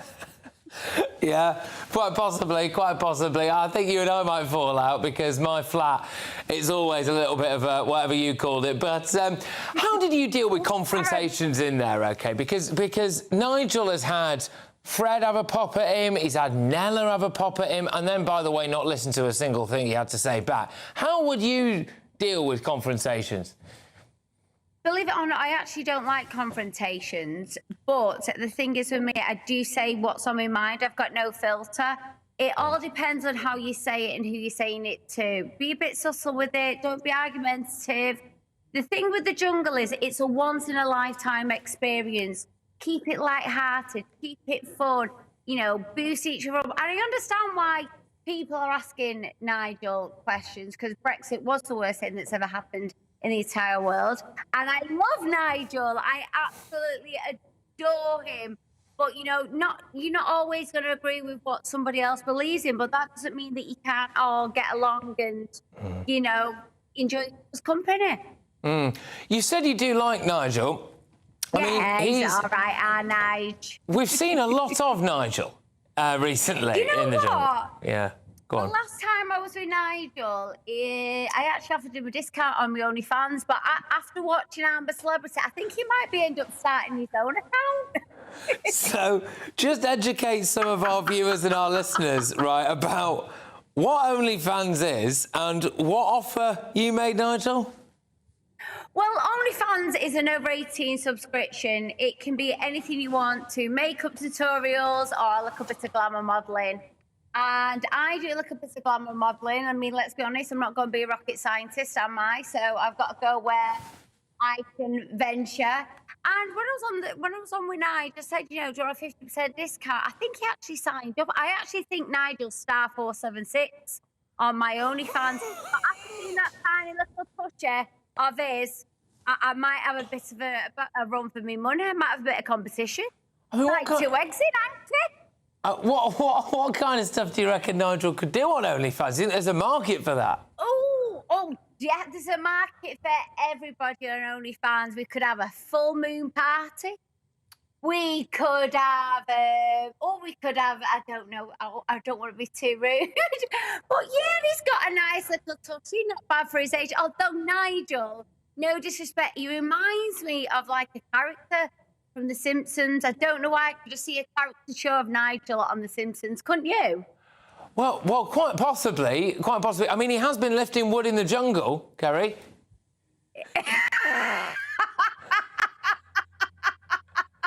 Hey, watch this space. You just never know, dear.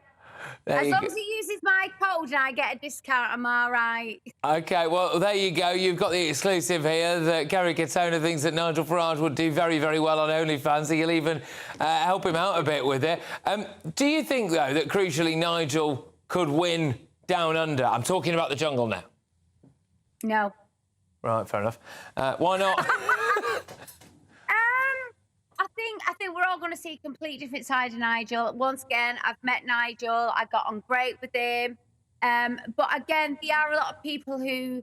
I think what's going to go against Nigel is his politics. You know, at the end of the day, not everyone's going to agree with it, and that's okay. And I'm not sure if he's in there for that extra 25% of airtime that he wants. Maybe that's why he's getting his bum out. Maybe that's why he's getting his bum out, 25%. Yeah. You know what, they're all... You know what, at this stage, they're all in for a chance of winning. But I think my favourite's got to be Fred or Josie. Oh, there we go. I think Josie's very popular, isn't it? I think Fred's divided people maybe a bit more than Josie. I think it's quite hard at the moment to not like Josie, isn't it, really? But look, Kerry, thank you very, very much. Can I just say, absolutely magnificent to have you on the show, of course. And, thanks for having me. And the mind boggles as to what Nigel Farage will be getting up to on OnlyFans, with or without you. That's between me and our Nige. Well, fair enough, Kerry, thank you very much. You brightened up my Friday evening. I'm sure you brightened up everybody else's as well. Kerry Katona there, of course, the Queen of the Jungle back in 2004. Well, look, coming up, we'll bring you the front pages before anybody else. That's at 10:30 p.m. in the most entertaining pay-per-view anywhere on telly. That's Patrick's Press Pack. I'll be joined by top Fleet Street journalists as well as we react to tomorrow's news tonight. Don't move. Your weekend starts here with Friday Night Live with me, Mark Dolan, 8 till 9 on GB News. Big stories, big guests and big laughs as we get you ready for a cracking weekend. That's Friday Night Live with Mark Dolan, Fridays 8 till 9 on GB News. Bring your own drinks, the admission's free. Wake up to the headlines with headliners every morning at 5 a.m. We treat you to the day's biggest stories before anyone else, 7 days a week. You can catch up on everything you need to know before you've even had your kippers. Headliners every morning at 5 a.m, only on GB News, the People's Channel, Britain's news channel. In the GB Newsroom, we bring you the news as it happens. With our team of dedicated journalists across the UK, we're ready to give you accurate reporting every day. When the news breaks, we'll be there with bulletins on GB News, the People's Channel, Britain's news channel.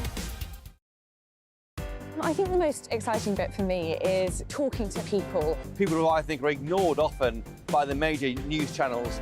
We're going to give news they want to hear. There's a voice there that needs to be heard. I think there's a chance here for a diversity of opinion to be expressed, which you don't find elsewhere. It's really exciting. We don't hold back. We're free to say how decisions that are taken here affect us all around the country. Only on GB News, the People's Channel, Britain's news channel. Good afternoon, Britain. Good afternoon, Britain. Join us, Tom and Emily, To find out what's happening in the heart of Westminster. and why it matters to you. Weekdays from midday, we bring you the most compelling stories from across the United Kingdom. And from your doorstep to our inbox. That's right, we want to hear from you. GB News, Britain's news channel. GB News, unlike other broadcasters, isn't obsessed with the London-Westminster bubble. We think there's a nation beyond the M25, and that's why we talk about the issues that matter across the land. Join me on State of the Nation, 8 to 9 o'clock, Monday to Thursday, on GB News. Daisy's listening, and you should too. I'm Andrew Doyle. Join me at 7 o'clock every Sunday night for Free Speech Nation, the show where I tackle the week's biggest stories in politics and current affairs with the help of my 2 comedian panellists and a variety of special guests. Free Speech Nation, Sunday nights from 7 on GB News, the People's Channel, Britain's news channel. Tired of the usual focus-tested, pre-prepared Westminster runaround? Well, so am I. So you want higher taxes? Is your department to blame for this? Are you rethinking this policy? Every Sunday at 9:30, I'll be sitting down with those in power to get the truth about the issues affecting you. Let's be honest, we've known about the cost pressures of this project for years, not months. That's the Camilla Tominey Show, a politics show with personality. On GB News, the People's Channel, Britain's news channel.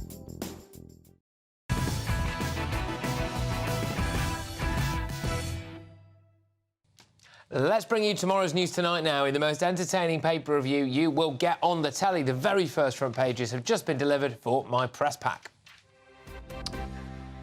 So let's start with the Eye. Free after 48 days. Children and elderly are among 24 hostages released by Hamas. Palestinian women and children, it says here, let out of Israeli prisons in exchange. Growing anger at Netanyahu among families of remaining hostages. That one will be bubbling away. They've also got an exclusive. Hugh Edwards set to leave BBC News after inquiry. Yep. Daily Express. Dame Esther's joy over precious present of life. Dame Esther Ranson has revealed new drugs are holding back her cancer so she can enjoy the unexpected precious presents of her family at Christmas. Good news for Esther. Of course, the picture story at the top, though, is those tears of freedom. A lot of stuff in the papers today about the hostages. We go over to the Times now. At last, freedom for some. Another hostage story there. Pictures of them being released by Hamas, an elderly lady and a child. The other story, though, on the Times, down the side, which I'm reliably informed is going down like a cup of cold sick, is the Rwanda plan is not the be-all and end-all, says James Cleverly. Leaving the European Convention on Human Rights would undermine attempts to tackle illegal migration. We'll talk about that shortly. I'll whiz you over to The Guardian now. Why? Because we have to. War is paused while 24 hostages are freed. Yeah, again, emotive pictures. Also, at the bottom there, Oscar Pistorius freed. 10 years after the murder. The Mirror, freed at last, yep, OK. And the Daily Star. Stockton, it's a Garden of Eden. This is after James Cleverly was accused of calling it an S-hole. And they've apparently gone to Stockton. You can buy a pint of beer for £3. It's got the widest high street in the whole of Britain. And Bob Mortimer once worked there. Lovely stuff. Right, OK, I'm bringing my esteemed panel now. Thank you very, very much. Right. Well, I mean, the hostages story is obviously the main one that's leading all of the papers, really, apart from the Daily Star. Look, John, I'll start with you on this, if that's all right. Interesting. Growing anger at Benjamin Netanyahu among the families of the remaining hostages. I suppose that's to be expected. Well, because he was very unpopular anyway in Israel. Before this happened, they then naturally were pulled together by the horrendous activities of the massacre on the 7th of October. So, you know, that bit he got over. But then when it came to the detail, if you think of some of the things he said, for example, no ceasefire until all hostages are released. That's gone, isn't it? Mm. He's clearly come under a lot of pressure from the United States in all sorts of ways. He's the one who did things in terms of the issue as a whole, which were very controversial. Remember all those demonstrations in Israel that were about him and about his actual life and his personal life. So it's not surprising that when things start to go wrong or difficult, people start complaining against Netanyahu. I mean, that, I'm afraid, is inevitable. Before I go to you, James, for a bit of the inside scoop on this Cleverly story, Stella, I can see you kind of nodding along with that. I mean, obviously, everybody's thoughts and prayers go to the people who've just been released, the people who are still trapped, the people who are still being held hostage. I mean, in the coming days, I think we're going to learn a heck of a lot about what life in Gaza has been like for these people, aren't we? I agree we will, but I also think that this shows a lot about Netanyahu and his ability to lead Israel during this time. Clearly, the fact that all of this time he didn't want a ceasefire has to do with his political future rather than the best way to get the hostages out. I highly, highly doubt that the best thing for the hostages would be to completely bomb Gaza and destroy everything in Gaza, because that would put the hostages in danger as well. So I think that this U-turn that he has done just shows how weak he is and how unreliable he is as a leader. Well, I mean, I think his future is definitely up for question. I think what everyone can agree with, I would hope anyway, certainly here at GB News, we have no problem saying that, the Israelis are fighting an out-and-out terrorist organisation that committed an atrocity of the highest order. James, I'm going to bring you in now on the front of the Times, OK? Rwanda plan is not to the be-all and end-all, says James cleverly. And I think your sources are telling you this is not going down well. Yes, I've already had my first text from a right-wing Conservative MP pointing out that this just comes just after the migration figures yesterday. And like this, I think, shows really a sort of slight difference in opinion. Previously, Rishi Sunak had said that refused to rule out leaving the European Convention on Human Rights. In this interview, James Cleverly, the newly appointed Home Secretary, is very much ruling that off the table, saying it's not off the table, saying it's going to jeopardise. So he is. So, right, so just to clarify for people, because obviously you've had an early sight of this. So, at the front of the Times tomorrow, you're going to be reading about our Home Secretary now basically officially coming out and saying he's ruling out leaving out the ECHR. Well, officially, he's warning that leaving it is going to jeopardise the cooperation with countries across Europe in terms of tackling the European migration problem. And I thought this is quite interesting because previously Rishi Sunak had said that he wasn't going to rule it off the table. Yeah. Cleverly's language around this is very much more hostile to that idea.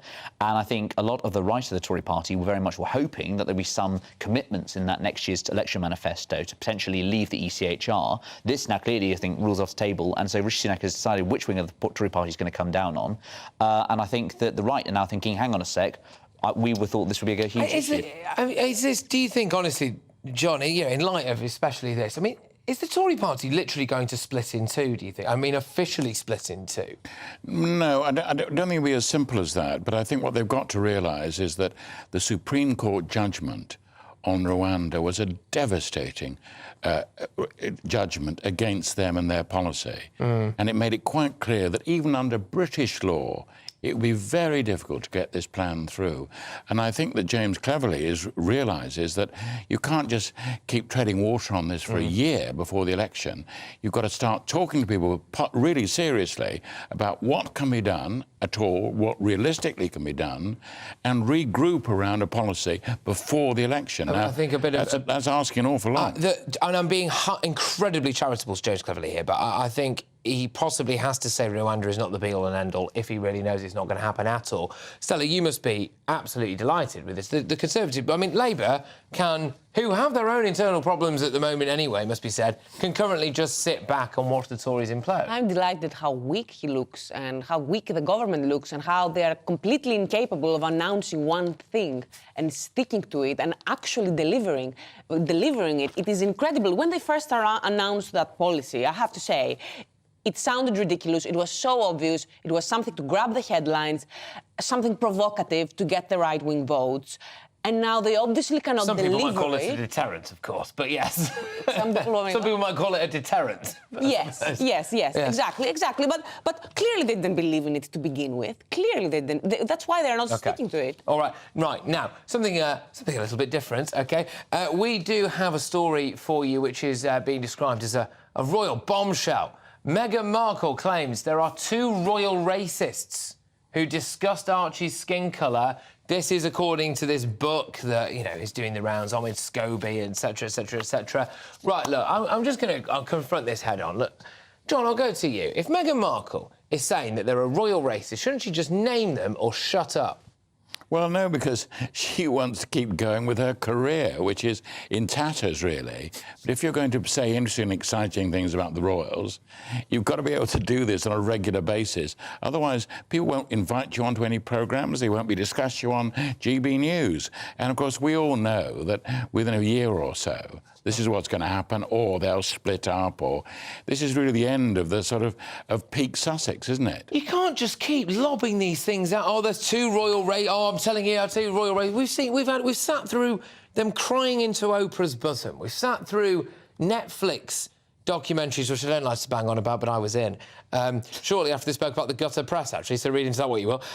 We've sat through all sorts of stuff, podcasts, everything. Just flipping tell us who it is or shut up. Well, the problem is, Patrick, is having listened to those some execrable podcasts, she's not very interesting. Well, Meghan Markle is just simply not very interesting. As a result, you have to keep coming out with these stuff and it gets weaker and weaker each time. But do you not think there are racists in the royal family who would have made comments about the baby? But prove it then. But then say it. This is the thing. Hey, look, maybe something happened. Maybe something happened. But just say it. Stop holding it like a sword of Damocles. I think we have enough evidence to know that things happened. I do think this has gone for too long. We've been talking about this issue for, it's not worth the... Well, clearly she thinks differently. Yeah. I do not know, because... They brought it back up. I do not know to what extent it's her leading it at this point. I would say she's tried very hard to clarify her image and to move on. After spending most of 2021 getting the poison out. I agree. I'm not going to challenge that. Well, there we go. Right now, OK, because I've got a Hugh Edwards exclusive for you coming your way. Coming up, the nation is divided, though, over Nella Rose on I'm a Celebrity.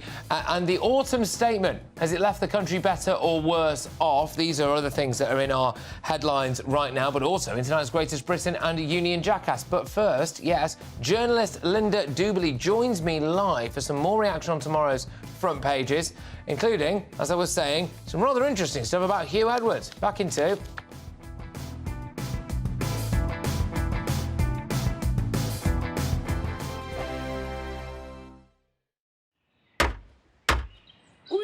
We're here for the show. Welcome to the Dinosaur Hour with me, John Cleese. I was married to a therapist. And you survived? I thought we were getting Hugh Laurie. Second best. You interviewed Saddam Hussein. What's that like? I was terrified. I'm playing strip poker with these three. Oh! No, thank you. My CDs need to be put in alphabetical order. Are you going to be problematic again? The Dinosaur Hour. Sundays on GB News. Tired of the usual focus-tested, pre-prepared Westminster runaround? Well, so am I. So you want higher taxes? Is your department to blame for this? Are you rethinking this policy? Every Sunday at 9:30, I'll be sitting down with those in power to get the truth about the issues affecting you. Let's be honest, we've known about the cost pressures of this project for years, not months. That's the Camilla Tominey Show, a politics show with personality. On GB News, the People's Channel, Britain's news channel. I think the most exciting bit for me is talking to people. People who I think are ignored often by the major news channels. We're going to give news they want to hear. There's a voice there that needs to be heard. I think there's a chance here for a diversity of opinion to be expressed, which you don't find elsewhere. It's really exciting. We don't hold back. We're free to say how decisions that are taken here affect us all around the country. Only on GB News, the People's Channel, Britain's news channel.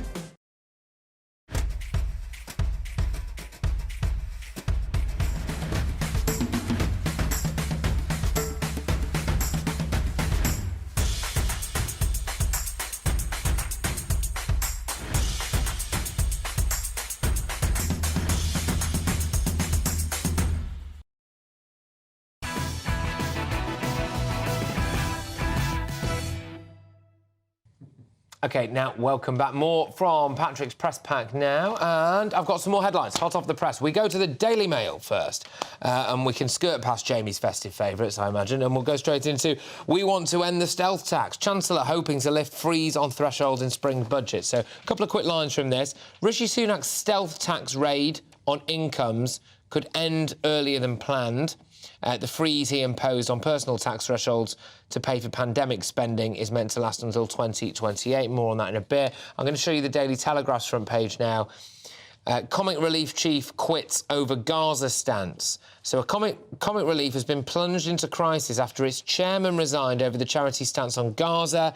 Eric Salama quit his position after he said Comic Relief's management took an approach to an issue which I thought was profoundly wrong. It's understood to have been the charity's decision to join dozens of other organisations calling for a ceasefire. That is interesting. We'll have more on that. They've also got a picture there of some of the hostages being released and some stuff about Keir Starmer's green strategy. But I also have a bit more information on a Hugh Edwards story. I'm going to go now with journalist and broadcaster Linda Dubley. Linda, thank you very, very much for joining us. Great to have you on the show. Now, Hugh Edwards to leave BBC after being given inquiry findings into his alleged behaviour following a sex pic scandal, really, essentially, is what that was.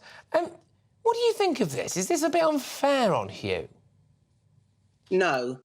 I think that all along he definitely had to go.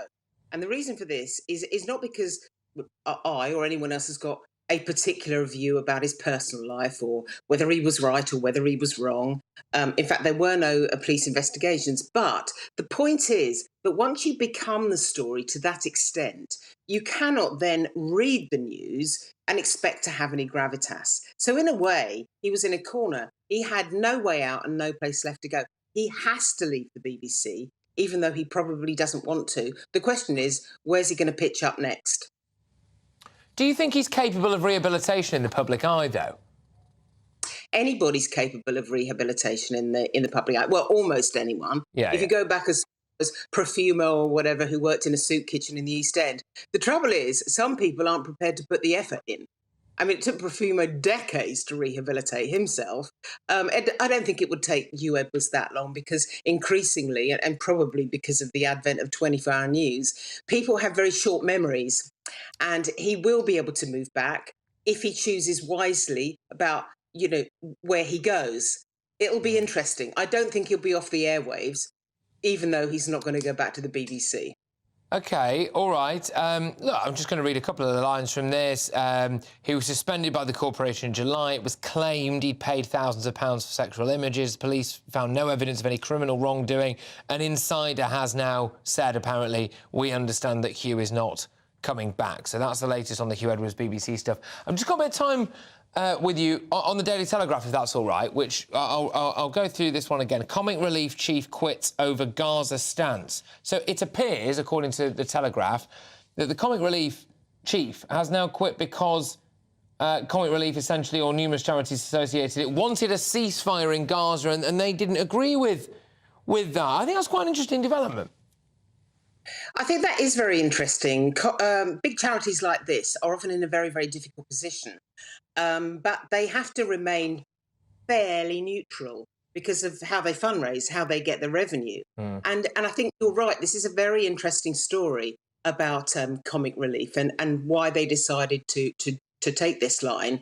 It tells us a great deal about how complex the conflict is, that we're not in a normal situation for fundraising for an earthquake or the floods in Pakistan or anything else. There's a really big political dynamic, both within Israel and internationally, that big charities have to pay attention to. It's very, very perilous for them right now, I think. OK, all right, look, it's short and sweet, but it was great nonetheless. Linda, thank you very, very much. I hope to talk to you again very soon. That's Linda Dubley there, journalist and broadcaster. Thank you very, very much. Well, it is time now to reveal today's Greatest Britain and Union Jackass. With me to reveal theirs on my wonderful panel, we've got James Heal, we've got Stella Sankinidou and John Sargent. Stella, I'll start with you. Can I go Greatest Britain, please? Oh, yes, it's Aaron Bastani, because I think he has been doing a very good job. And I know you're laughing, but I also used to have specific opinions about him, and I have been following him over the last few weeks.